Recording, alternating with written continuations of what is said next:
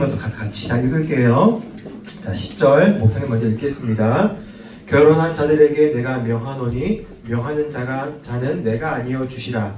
여자는 남편에게서 갈라서지 말고 만일 갈라섰으면 그대로 지내든지 다시 그 남편과 화합하든지 하라. 남편도 아내를 버리지 말라. 그 나머지 사람들에게 내가 말하노니 이는 주의 명령이 아니라 만일 어떤 형제에게 믿지 아니하는 아내가 있어 남편과 함께 살기를 좋아하거든 그를 버리지 말며 어떤 여자에게 믿지 아니하는 남편이 있어 아내와 함께 살기를 좋아하거든 그 남편을 버리지 말라. 믿지 아니하는 남편이 아내로 말미암아 거룩하게 되고 믿지 아니하는 아내가 남편으로 말미암아 거룩하게 되나니 그렇지 아니하면 너희 자녀도 깨끗하지 못하니라. 그러나 이제 거룩하니라. 믿지 아니하는 자가 갈리거든 갈리게 하라. 형제나 자매나 이런 일에 구애될 것이 없느니라.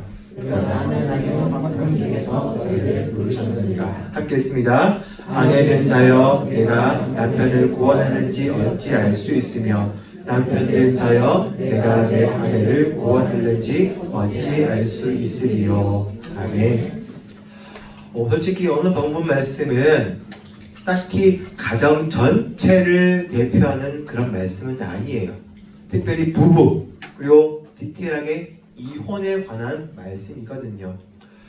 옛날이에요. 우리 친구들 아마 잘 모를 건데 목사님이 한 10년 좀 넘은 것 같아요. 10년 전쯤에 페이스북, 지금도 페이스북 있죠? 페이스북에 한 글이 굉장히 이슈화 되어가지고 뉴스에까지 나온 적이 있습니다. 뭐냐면은 한 젊은 두 연인이 7년 동안 연애를 했고요. 그래서 결혼을 했어요. 정말 알콩달콩 꿀이 떨어지는 신혼부부예요. 7개월 동안 이제 결혼한 지 7개월이 되었는데 이 남편이 카페를 했나 봐요. 카페였는지 무슨 가게를 했는데 그 카페에서 알바를 하는 20대 초반의 알바생과 그만 불륜을 저지른 거예요. 이것을 알게 된 아내가 너무나 분통해가지고 이 페이스북에 글을 올린 겁니다. 그래서 이게 뉴스와 이슈화가 되었습니다. 그 사건을 보면서 목사님은 무슨 생각이 들었냐면은 그 사건을 본 몇 년 전에 한 TV 프로그램에서 봤던 한 방송이 생각이 났어요. 어떤 내용이냐면요. 정반대였어요. 한 부부가 있는데 그만 교통사고가 나서 아내가 식물인간이 되었어요. 아무리 노력을 해도 깨어날 기미가 없는 거예요. 뇌사 상태에 빠져가지고 의사도 그만 포기했습니다. 그냥 나가시라고, 옮기시라고, 아니면 장기 기증하라고. 그 아내의 부모님, 친정 부모죠. 장인어른, 장모도 매일매일 딸을 위해서 울다가 그만 포기했어요. 김서방, 이제 포기하자. 그런데 이 남편은 포기하지 않았어요. 일을 하고 무조건 병원에 와서 가만히 누워있습니다. 여러분, 병원에 가만히 누워있으면요, 환자는요 근육도 빠지지만 제일 위험한 게 욕창이에요. 피부가 썩어요. 그렇기 때문에 몸을 돌려줘가지고 깨끗이 닦아주고 여기저기 주물러주고 몸이 굳어지지 않게. 근육이 또 굳으면 또 문제 생기니까. 하여튼 모든 시간들은 일하고 아내 간호하고 일하고 아내 간호하고. 왜? 병원비가 드니까. 그걸 8년 동안 했습니다. 그때 기적이 일어났어요. 정말 8년 아주 평범한 똑같은 달이었는데 어느 순간 아내의 손가락 끝이 착각 움직이더니 놀래가지고 의사와 간호사를 부르고, 그래서 조금씩 시간이 지나가서 손가락뿐만 아니라 손을 조금 움직일 수 있고 눈을 살짝 뜰 수 있게 되었고, 결국은 시간이 좀 걸렸지만 이제 눈도 뜨고 입도 움직이고 말도 옹알옹알 하다가 결국 시간이 지나고 재활을 하면서 이렇게 완전히 의식을 회복하고 몸을 움직일 수 있게 되었어요. 이게 방송에 나온 거예요. 그러니까 엄청나죠. 8년 동안 여러분이 할 수 있었겠어요? 쉽지 않아요. 다 도망갑니다. 이게 현실이에요. 아무리 부부라 할지라도 힘드니까 경제적으로, 신체적으로 또 이렇게 하는데 이 남편의 어떤 태도, 이 엄청난 헌신이 정말 뉴스에 나온 적이 있는데 이 PD가 남편에게 물었어요. 소감을. 정말 힘들었을 건데 어떻게 이 8년이나 시간을 버텨내셨습니까? 그런데 이 남편의 대답이 압권이었습니다.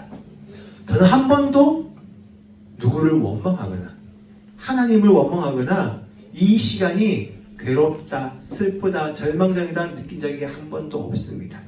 언젠가는 내 아내가 깨어날 수 있을 거라는 당연한 생각 가지고 오늘도 아내의 몸을 닦아주고 그녀를 주물러 줬습니다. 그냥 하루하루 그러다 보니까 이렇게 되었대요. 그런데 이 부부가요 그냥 부부가 아니었어요. 원래 이 남자는 고아였습니다. 고아원 출신. 네, 아빠 엄마가 없어요. 죽었는지 살았는지 자기가 버렸는지 그것도 몰라요. 그냥 자기는 고아원에서 살고 있더래요. 그리고 고아원 나와가지고 이 아내를 만난 거예요. 근데 이 아내는 아빠 엄마의 외동딸이야.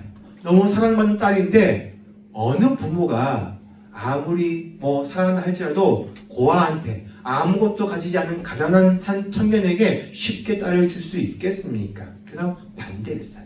하지만 이 두 사람의 사랑이 너무나 간절했기 때문에 두 사람은 아무것 없이 가난했지만 저 반지 하방 조그만 방을 얻어가지고 거기서 신혼살림을 시작했어요.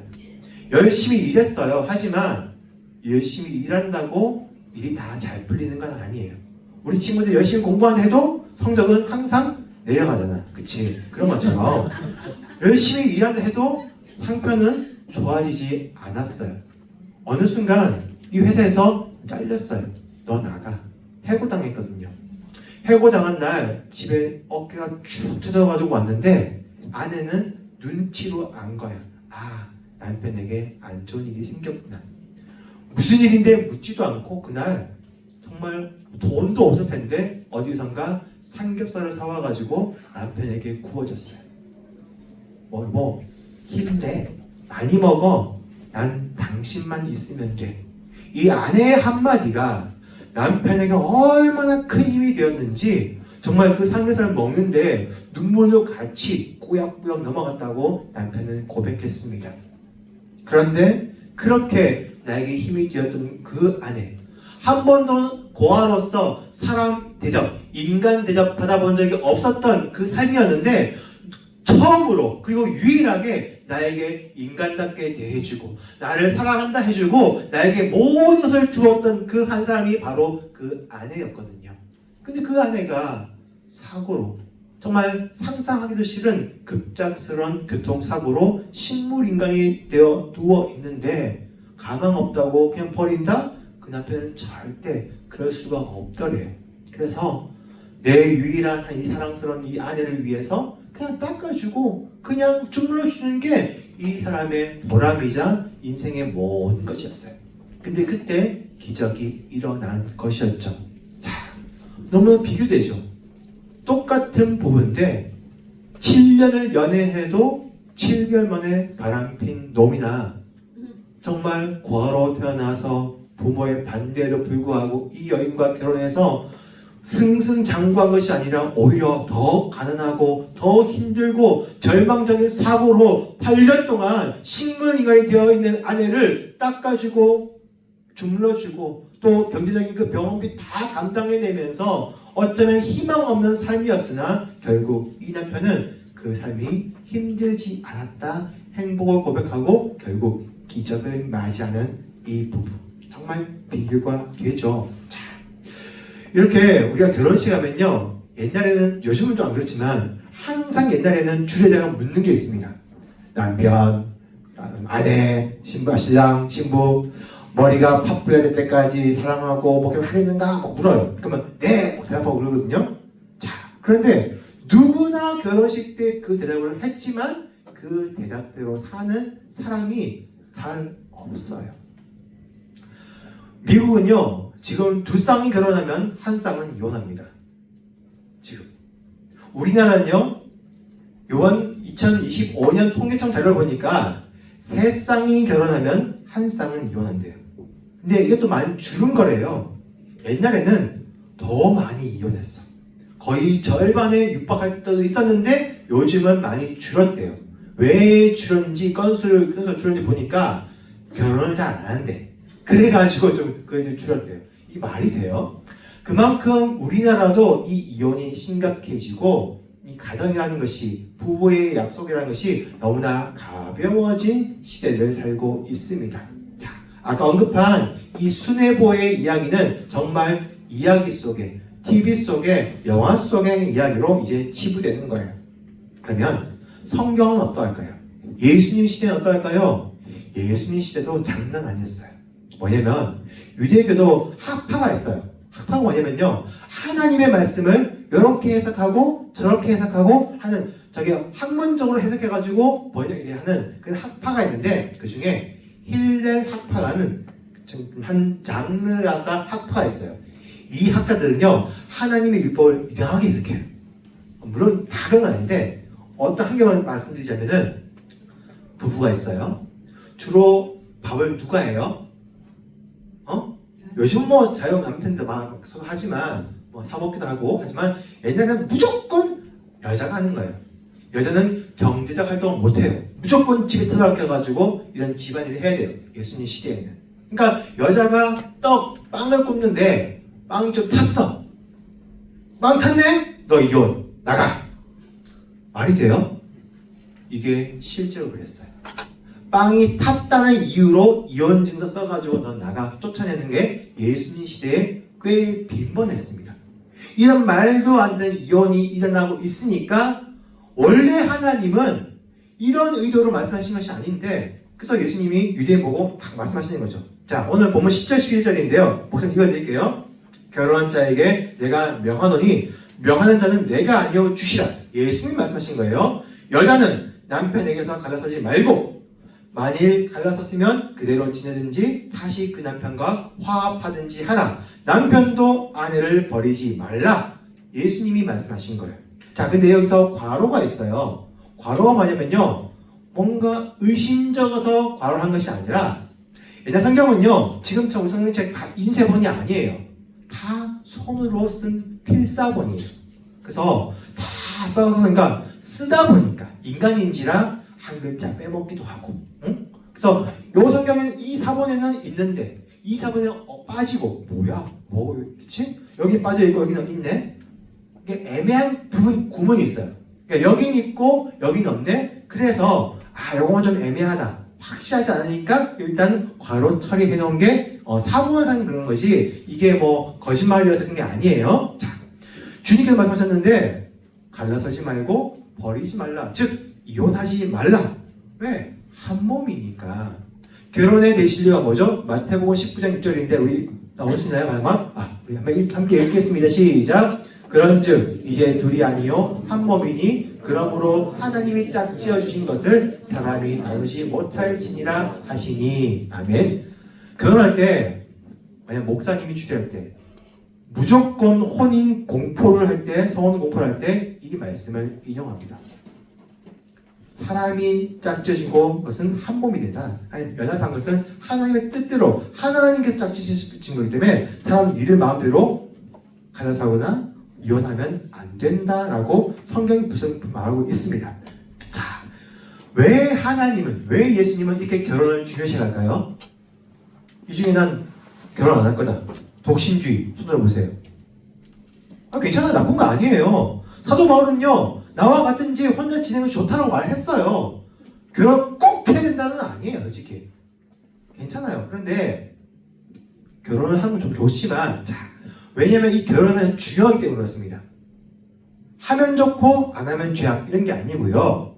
하나님은 이 결혼이라는 것을 통해 가지고 뭔가를 보여주시려고 하는 거예요. 뭘 보여준다? 하나님과 우리의 관계를 보여주시기 위해서 그런 거예요. 이사야 54장 5절 볼까요? 자, 읽진 않을게요. 자, 보시면은 이는 너를 지으신 이가 내 남편이시라. 하나님이 우리의 남편이다 말씀하시고요. 예레미야 3장 14절 볼까요? 자, 보면 여호와의 말씀이니라. 배역한 자식들아 돌아오라. 나는 너희 남편임이라. 하나님이 이스라엘 백성들에게 나는 내 남편, 너는 내 신부, 내 아내라고 직접 말씀하고 있습니다. 마지막 에베소서 5장 31, 32절 함께 이거 같이 읽어볼게요. 시작. 그러므로 사람이 부모를 떠나 그의 아내와 합하여 그 둘이 한 육체가 될지니 이 비밀이 크도다. 나는 그리스도와 교회에 대하여 말하노라. 아멘. 자, 이거는 31절만 보면은 일반적인 사람의 결혼을 뜻하는 것 같아 보이지만 아니야. 사도 바울이 말합니다. 여기 비밀이 있어. 뭔데? 나는 지금 사람에 대해서 말하는 것이 아니고 그리스도와 교회의 관계에 대해서 이렇게 말하고 있는 거야. 즉 예수님과 교회, 예수님과 우리의 관계가 혼인 관계다. 하나 된 관계다. 그래서 이 결혼을 중요시했고요. 여러분, 예수님이 이 땅에 오셔서 첫 번째 이적이 뭐였어요? 가나? 초콜릿? 아니지. 가나 혼인잔치에서 물을 포도주로 바꾼 사건이잖아요. 그냥 짠! 신비한 이적을 베푸신 것이 아니라 원래 혼인잔치는 일주일 넘게 지속되는 잔치예요. 이 포도주는요, 술 마시는 개념이 아니고요. 이 포도주는 음료예요. 거기는 물이 거의 없어요. 물이 있는데 석회수야. 이거 먹으면 뱉어나요. 앞에 죽어요. 설사하고요. 그렇기 때문에 이 석회수와 포도주를 섞어요. 100배나 희석시켜가지고 취하지 않는 아주 낮은 그런 퍼센테이지로. 그래서 이걸 마시는데 떡을 먹고 음료 포도주 마시고 잔치가 되는데 포도주가 없으면 잔치가 중단돼요. 혼인잔치가 말 그대로 망신되고 끝나는 거야. 근데 하나님은 이 혼인잔치가 지속되기를 원하는 거예요. 첫 만남이. 즉 예수님께서 첫 기적을 베푸신 것은 하나님과 우리의 첫 만남, 이 결혼이 중간에 소위 깽판 나지 않게 예수님께서 그 사이에서 회복시켜 주신 거예요. 아시겠어요? 이게 첫 번째 기적의 의미인 거예요. 그래서 하나님과 우리 관계가 부부다. 자, 그런데 현실로 돌아옵시다. 여러분, 솔직히 말하면요, 교회 안에도요, 우리 보면은 어른들 계시죠? 청년들이 있고요, 학생들이 있어요. 보면은 이혼하신 분도 많고요. 우리 친구들 중에는 한부모 가정, 조부모 가정이 그 아이 중에 많습니다. 근데 이 이혼이라는 것이 당사자는 알아요. 아빠, 엄마가 헤어져서 내가 엄마와 같이 살든지 아빠랑 같이 살든지 아니면 둘 다 같이 살지 못하고 할아버지, 할머니 집에서 살고 있는 그 아이의 마음 혹시 여러분 아시나요? 그건 너무너무나 상처예요. 힘들고요. 본인 외에는 그 누구도 이해할 수 없는 깊은 상처와 눈물이 있습니다. 분명 이유는 있겠죠. 한번 생각해 보세요. 아빠가 매일 술 마시고 알코올 중독해가지고 매일 엄마 때리고 정말 엄마를 죽일 것 같아. 그럼 이혼해야죠. 이혼하는 거예요. 여러분, 이혼이 죄는 아니에요. 그런데 하나님은요, 분명 어느 본문에서 말씀하시는 거예요. 이혼하지 마라. 뭐냐면 예수님은 지금 유대인들에게, 즉 오늘날 신자들에게 말씀하시는 거예요. 믿음 안에 있는 두 사람은 절대 이 믿음을 가지고 하나님께 서약하면서 결혼했기 때문에, 부부가 되었기 때문에 헤어지면 안 된다라고 말씀하시는 거고요. 지금 사도 바울은 이렇게 말합니다. 12절부터 뭐라 말하느냐? 이제 내가 말하겠다. 그 나머지 사람들에게 말하더니, 즉 유대인들이 아니라 이방인들, 이제 예수님이 아니라 이제 사도 바울은 이방인을 위하여 파견된 선지자예요. 선교사예요. 복음을 전하기 위해 여기저기 왔는데, 고린도는요, 이 도시는 정말 돈도 많은 도시지만 돈이 많다 보니까 쾌락의 도시예요. 결혼도 했지만 너도 나도 바람피고 불륜을 저지르고 이렇게 아주 문란한 삶을 영위한 사람들이 고린도 사람들이었어요. 그러니까 이 가정에 남편과 아내 사이에 그런 신뢰라든지 이런 것이 있을까요? 없어요. 근데 그들 가운데 복음이 들어갔어. 아내는 예수님을 믿는데 남편은 매일 술 마시고 다른 여자 만나러 가고 하여튼 집에 들어오기만 하면 아내 두들겨 패고 이러고 있는데, 사도 바울이 이혼하지 마, 이혼은 죄다. 그러면 이 여자 어떻게 될까요? 정말 말 그대로 그렇게 살다가 힘들어서 도망가거나 아니면 받아 죽을 수도 있는 거예요. 그러니까 이런 상황 보니까 사도 바울이 현실적으로는 이게 아니다. 자, 그래서 일반적으로 말해주는 거예요. 되도록 이혼하지 마라. 만약 불신자 남편, 불신자 아내와 사는데 그 예수님 안 믿는 남편이나 아내가 나랑 같이 살기를 좋아하거든. 원하면 너희가 먼저 이혼하면 안 된다. 같이 버리지 말고 떠나지 말라 말씀하시는 거고요. 만약에 그가 갈라서기를 원하거든. 즉 아까 목사님이 언급했던 가정폭력이랄까 여러 가지 정말 심각한 문제 있잖아요. 그런 것들이 있으면 갈라서라. 그러나 15절 보시면은 그러나 화평 가운데 뭐죠? 하나님은 화평 중에서 너희를 부르셨느니라 라고 말씀하시는 거예요. 즉 이게 뭐냐면요, 첫 번째 의미, 이혼을 가지고 너무 죄책감 느끼지 마라. 난 결혼에 실패했어, 나는 이혼했어. 그 평생의 어떤 죄책감 때문에 살아가는 모습, 하나님은 그거 원하지 않으세요. 넌 내 딸인데, 내 아들인데 어쩔 수 없어서 그렇게 갈라질 수밖에 없었는데 왜 어깨 움츠리고 그렇게 있는 건데, 어깨 펴, 괜찮아, 내가 너 편하게 화평하게 해줄게. 이게 하나님의 의미인 거예요. 아시겠어요? 그런데 분명히 알아야 할 것이 있습니다. 그러면 이혼하면 되겠네. 이혼 자유주의가 아니에요. 하나님의 분명한 대원칙은 온전한 가정. 사람이 짝져진 것은 하나님께 짝지신 것이기 때문에 나뉘면 안 된다가 대원칙인데, 그 중에 어쩔 수 없는 심각한 상황 가운데 그런 불가피한 이혼은 어쩔 수 없는 것이기 때문에 괜찮다, 화평해라, 평안해라. 이 말인즉슨 그 무슨 의미가 있느냐, 하나님께서 내가 너희를 책임져 주실 테니까 걱정하지 마. 이런 하나님의 의미가 담겨져 있는 것입니다. 자, 우리 한 가지 말씀 드릴게요. 뭐냐면은 로마서 10장 9절 한번 볼까요? 로마서 10장 9절 우리 함께 읽겠습니다. 시작. 내가 만일 내 입으로 주를 시인하며 또 하나님께서 그를 죽은 자 가운데서 살리신 것을 내 마음에 믿으면 구원을 받으리라. 아멘. 목사님 뜬금없이 왜 이걸 말씀드리냐 하면요, 자, 여기서는 우리는 믿는 게 두 개예요. 뭘 믿느냐? 내 입으로 예수를 주로 시인하는 것. 예수가 왜 주예요? 왜 우리 예수님을 주님이라 불러요? 예수님이 십자가에서 우리의 죄를 대신해서 돌아가셨기 때문에 그분은 우리의 죄를 대속하신 주님이 되시는 거예요. 이걸 시인하는 것 첫 번째고요. 두 번째, 또 하나님께서 그를 죽은 자 가운데서 살리신 것, 즉 부활입니다.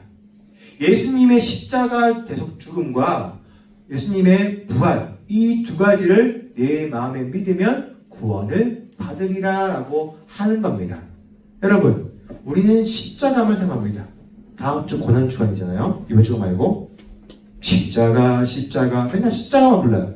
그런데 부활은 나중에 부활 때 하겠지만 그냥 부활전 달걀 먹고 땡차요. 우리는 그냥 부활전이 없다, 살아나는 게 없다 라고 생각하지, 부활은 부활이고 십자가가 더 크게 느껴집니다. 십자가 중요하죠. 하지만 십자가와 부활은 완벽하게 동등합니다. 왠지 아세요? 자, 구약엔요 부정한 것이 있어요.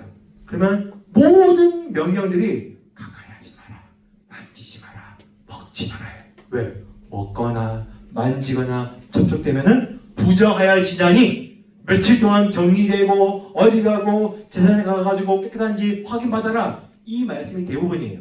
즉 더러운 것이 거룩한 사람을 더럽게 만드는 것이 구약이에요. 그런데 신약은 아닙니다. 왜요? 바로 예수님 때문에. 여러분, 만약 예수님이 부활하지 않고 십자가에서 돌아가셨어. 그리고 바로 하나님 오른편으로 슉 올라가 있어. 어떻게 됐을까요? 안 궁금해요? 예수님 왜 태어나셨어요? 궁금하지 않아요? 응? 심심해서?